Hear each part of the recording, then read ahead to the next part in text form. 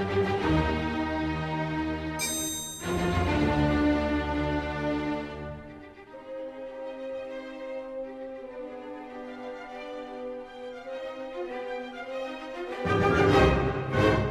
everybody, and welcome back to Tales of Woe. I am your humble storyteller, Tim, and today something a little bit different that we haven't come across yet in the Tales of Woe.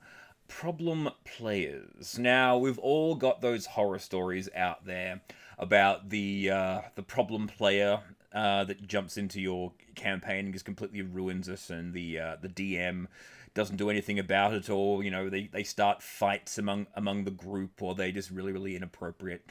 And I just wanted to share one of the stories from a friend of mine's campaign. Those of you that are regular followers of the channel will know of Leash from my D&D Blender campaign, who has played the characters of Selena and currently Roosh in the current campaign. And this was a story from her Tomb of Annihilation game where she was DMing. And this game had been going for a very long time, like I think almost 2, maybe 3 years, because their group always had trouble getting together. And so the game went like for a really long time, and they'd finally made it to the tomb, and this is where it was all going to go down. And Leash was feeling a little bit overwhelmed at this point, because anyone who's actually played the Tomb of Annihilation or DM'd the Tomb of Annihilation will know it is a really complex dungeon with a lot of different aspects to it. And so to alleviate this this problem, she decided to bring on a co-DM. And this was a person that was from another game that she had played in, and was actually the DM for that campaign. So she knew what this guy was like as a DM and wanted to have a co-DM to join into the story, because they'd already been through, I think they said they'd been through 2 levels, that they hadn't been through, they were getting down to a point where there was going to be some NPCs, and she knew this DM was good with certain types of NPCs and thought that this would actually suit this guy quite well. And so this guy rocks up, and he, has been invited into this game where there are no stakes for him. So this is just a chance for him to play. And so he comes in and is ready to cause all sorts of mischief, unbeknownst to all of the other players that they are about to find out. The first thing that she got this guy to do was the character of Withers. Now, Withers is the architect of the tomb, or at least one of the guys that helped build it, and he's actually in charge of all of the slaves that have to reset and throw out the bodies and whatnot. And at one point, if the characters can find the secret tunnels, they can actually make their way to Withers' laboratory. And this sort of describes him as a really gruff guy who's very disinterested in the fact that they're in the tomb, just wants them out, but can find it amusing if they try to attack him, and if they attack him, he can unleash all sorts of evils upon them, because he knows the way that this place worked. But what this character decided to do was play Withers as more of a malicious tour guide, a guy that was hopefully going to help them out, but actually lead them to some of the more vicious traps, because, as was said before, this guy has absolutely no investment in this game. This is just a chance for him to play. And so he starts running all these characters around the place and throwing them into all sorts of trouble, saying, oh no, there's no traps down there, trap. And the other players aren't really saying anything, but Leash knows that there's a certain level of discomfort brewing, and they figure, well, maybe they're just not getting what this guy is like. And this guy's completely oblivious to the discomfort that he's causing in the group, because this has been a very tight-knit group. They've been playing for years, and just suddenly this interloper comes in and just starts messing with their game. And they don't want to say anything to Leash because, he's her guest, and they don't want to upset And they don't want to upset Leash, and Leash doesn't want to upset him by saying anything. And so the session goes on, and they make it down to another level without Withers, but they have run into another one of the NPCs, which is even worse for this guy to get a hold of, which is the character of Yakka.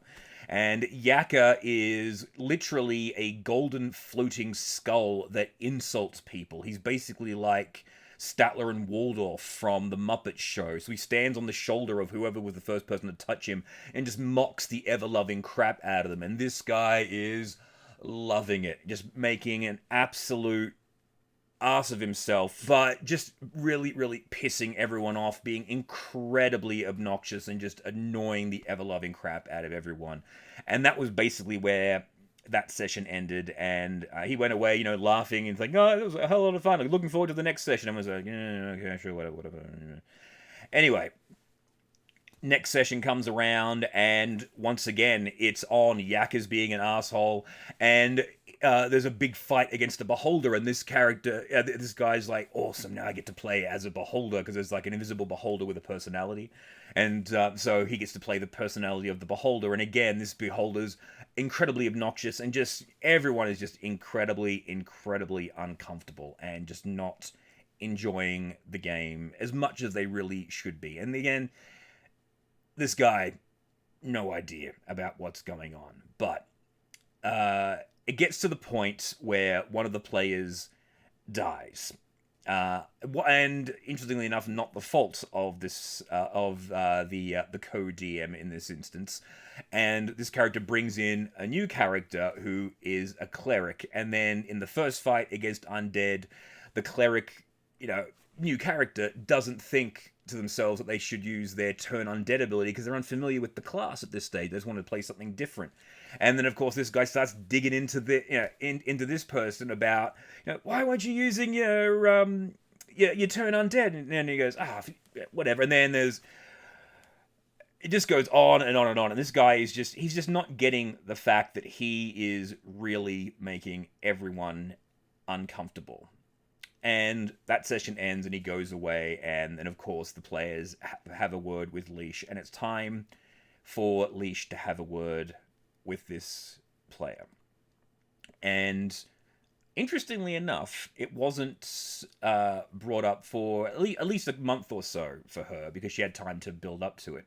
But it wasn't until the next session was rolling around where he actually decided to message her and just say, is everyone okay with me? Because I was sensing a little bit of tension. And Leash goes, you know what? Yeah, you're really making everyone uncomfortable. So if you'd be able to not come to the next session, that'd be fine.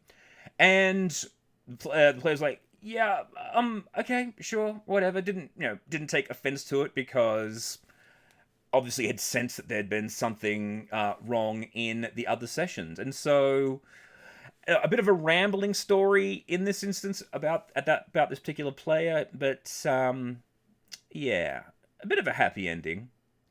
But the twist in this story, for those of you that may not have worked it out yet or know this one, is that the obnoxious player in this story was actually this guy. I was the one that got invited to Leash's game and was an absolute arse about it, because I didn't respect the situation, I didn't know the people, and I just completely was out of line.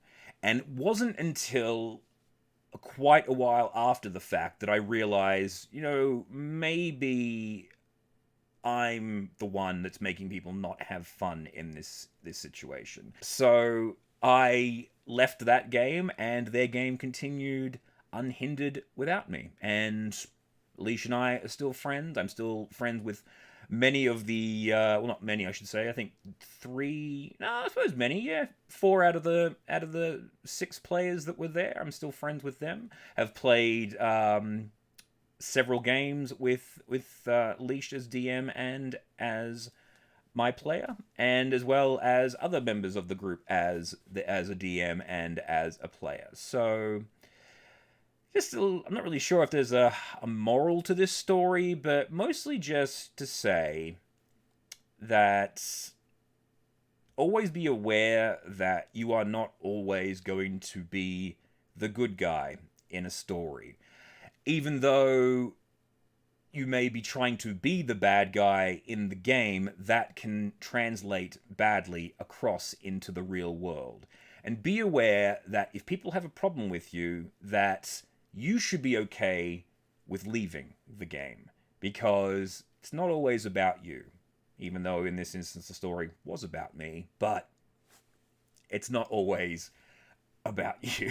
So I just thought this would be an interesting story to tell, because everyone always has the horrible story about the problem player, but I thought it was interesting that probably the only real tellable story that I have is the situation where I was the problem player.